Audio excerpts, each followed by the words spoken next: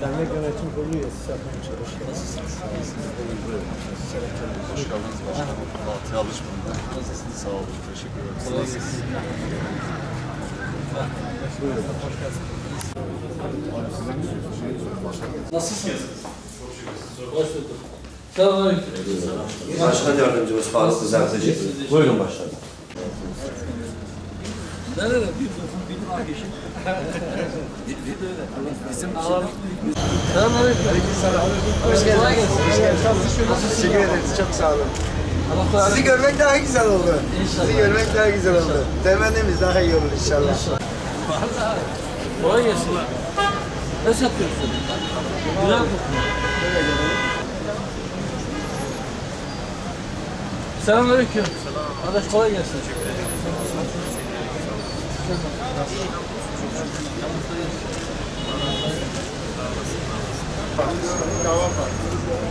Sizin gülmesinden sonra bir hareketlenme başladı mı yoksa? Daha hemen elinde mi? başlamadı, hemen başlamaz. Biraz daha zaman alır onlar. İyi tezgahı kurmuşsun. Köşeyi sana bırakıyorlar mı? Vallahi yürüyoruz ne yapalım? Ekmek çıkıyor mu? Çıkıyor. Allah bereket versin. Ama bu İşler nasıl? Hamdolsun ya Rabbi. Şükürler olsun. Allah şükürlü daim Amin ya Rabbi. Çocuk böyle ikram ederim. Neyse sağ olun. Ne satıyor? Öyle pasta, Simit, poğaça, börek, pasta, baklava. meşrubat.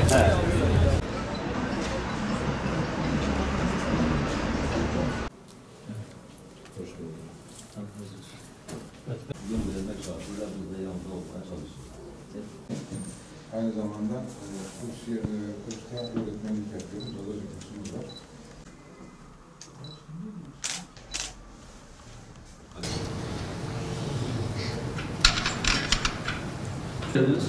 Afiyet olsun.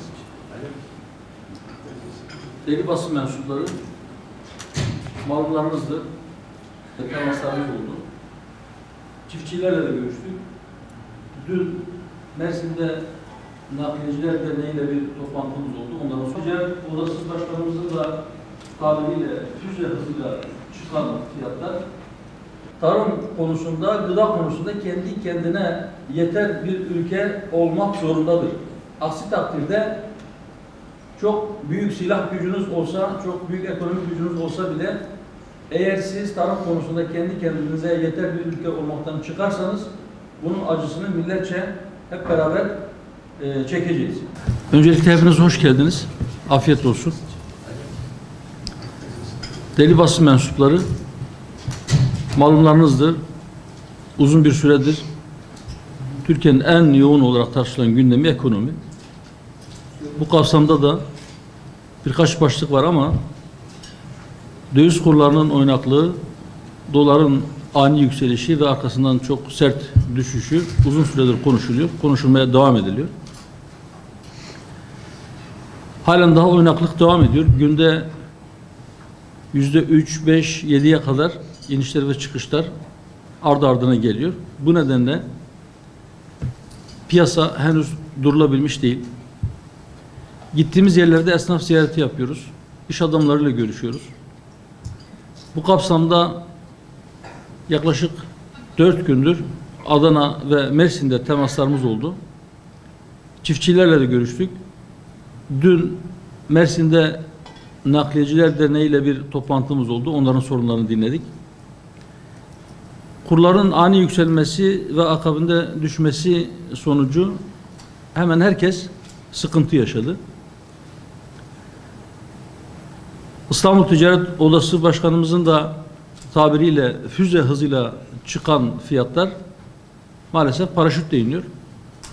Hatta bazıları çivi çakmış yerinde durmuyor. Yükselmeye devam edenler de var. İşin en acı tarafı ve belki de bizim açımızdan dikkat çekici olan tarafı, kurların düşmüş olması uzun vadede herkesi rahatlatacakken ve doların 18 liraya tırmanmasının en büyük nedeni panik havası ve psikolojik nedenler iken halen daha bu psikolojiyi yeniden canlandırmak için canhıraş faaliyet içerisinde olan bir kısım siyasiler ve basın mensupları var. Memleket adına bizler bundan üzüntü duyuyoruz. Evet, doların kısa bir süre içerisinde neredeyse 2'ye katlanmasının ekonomik gerekçelerle aslında açıklanabilecek bir tarafı yoktu. Tamamen psikolojik bir operasyondu ve insanlar dolar daha da yükselecek endişesiyle panik halinde dolara hücum ettikleri için dolar bu kadar yükselmişti. Nitekim hükümetin açıklamış olduğu politika bu psikolojiyi rahatlattığı için, TL'ye güven arttığı için ve TL'ye geçenler döviz kurunun yükselmesinden dolayı herhangi bir zarara uğramayacakları, bu farkın garanti edilmesinden dolayı dolarda sert bir düşüş oldu. Buna rağmen hemen her gün pek çok internet sitesinde ya da gazetede şöyle haberler duyuyoruz, görüyoruz, okuyoruz. Falanca ekonomistin tahminine göre şu gün dolarda ve altında patlama olacak. 3 Ocak'tan sonra kimse doları tutamayacak. Dolarda çok sert yükselişler yeniden gelecek diye bu psikolojiyi canlandırma niyetiyle yapılan haberler var. Doların yeniden pik yapması, çok sert bir şekilde yükselmesi herkese zarar verecektir. Sadece hükümeti yıpratma adına bu tip haberlerin yapılması gerçekten memleket adına üzücüdür. Evet, bizler de bir muhalefet partisi olarak hükümetin ekonomi politikalarını yeri geldiğinde çok sert eleştirdik. Halen de eleştiriyoruz. Bugüne gelinmesinin başlıca müsebbibi hükümetin yanlış ekonomi politikalarıdır. Ama ülke ekonomisinin çok ciddi zararlar görmesine sebebiyet verecek şekilde açıklamalar yapmak vatanseverlik değildir. Ve mutlaka bundan bir an önce vazgeçilmelidir. Piyasanın rahatlamaya ihtiyacı vardır.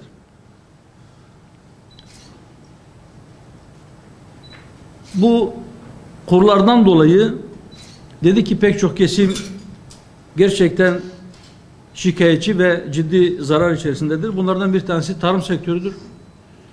Tarımsal girdilerin fiyatları gerçekten enflasyonun birkaç katı artmış durumdadır. Bunların başında da gübre gelmektedir. Hem gübre hem tarımsal ilaçlar hem tohum fiyatlarının ciddi şekilde artmış olması çiftçiyi zorda bırakmıştır.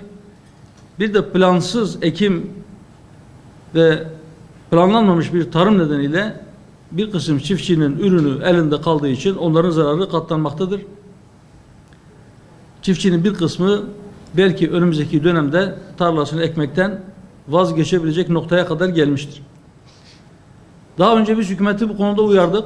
Bir kez daha aracılığınızla bu uyarılarımızı tekrar edelim.